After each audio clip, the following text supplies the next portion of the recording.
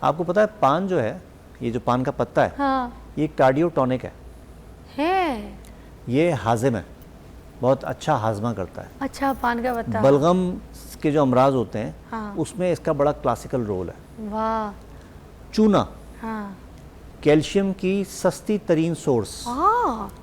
जो ख़वातीन अब मेनोपॉज में जा रही हैं, चली गई हैं, उनके अंदर कैल्शियम एब्जॉर्प्शन जो है वो पहले के मुकाबले में काफ़ी हद तक कम हो जाती है। हाँ। अब आपको नीड है कैल्शियम की। हाँ। तो ये अर्ज थी जो पैदा हुई।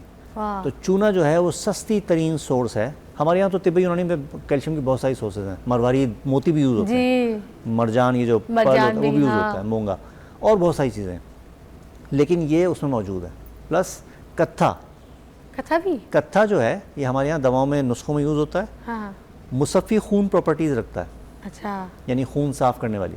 हाँ। ठीक है, ये ऐसी चीज़ है जो आप, ये सिर्फ आप इस पर कॉम्बिनेशन पे ज़रा सा ध्यान दीजिए। अब इसमें मुलेठी भी डलती है। ठीक है, मुलेठी वो तो वैसे डलवाते हैं खांसी, मजे का लगता है। अच्छा, लेकिन पान, मैं मुझे तो टेस्ट भी अच्छा लगता है उससे, मुलेठी की। बिल्कुल मीठा होता है। हाँ। मीठा होता है, चीनी से कोई 300 गुना ज़्यादा मीठी होती है ये। हाँ, मुलेठी। हाँ। तो उसमें पान, हाँ। फिर चूना, हाँ। फिर कत्था। हाँ। आइए छालिया के ऊपर। हाँ। छालिया जो है वो यूट्राइन टॉनिक है। यूट्राइन टॉनिक कैसे? यानी ये जो फीमेल जो ऑर्गन है, हाँ। जो जिसमें जन्म होता है एक बच्चे का, अच्छा, अच्छा, अच्छा, अच्छा। उसके लिए वो टॉनिक का काम करता है। ओह। साथ साथ ये जो है, जो कॉग्निटिव बिहेवियर है हमारा, उसको मैनेज करता है।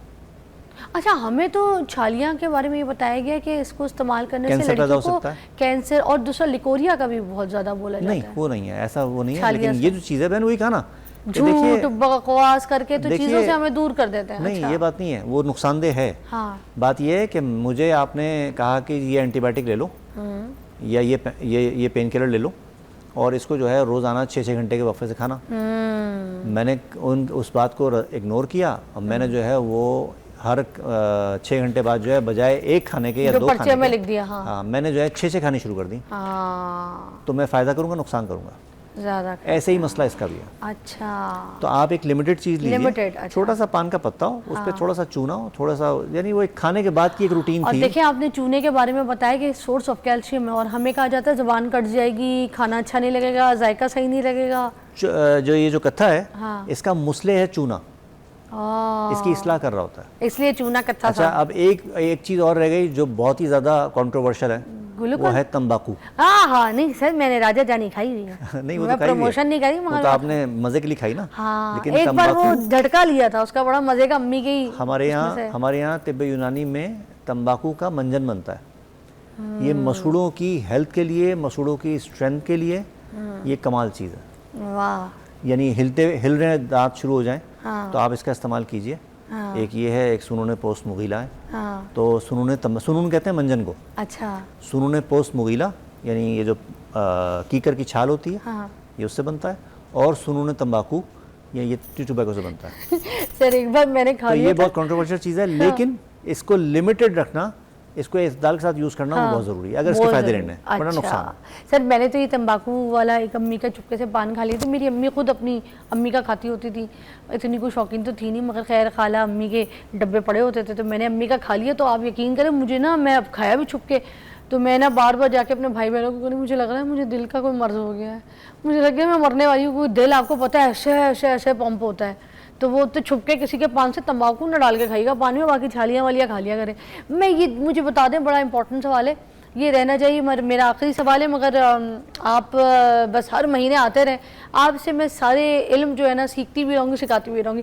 ये जो ऊँटनी वाला दूध है, इसका क्या सीन है? इसके बारे में आजकल बहुत ज़्यादा सोशल मीडिया पे देखने को मिल रहा है कि इसको पिएं, इससे फ़ायदा हासिल करें, ऊँटनी का दूध है, it's very good for human body, is that?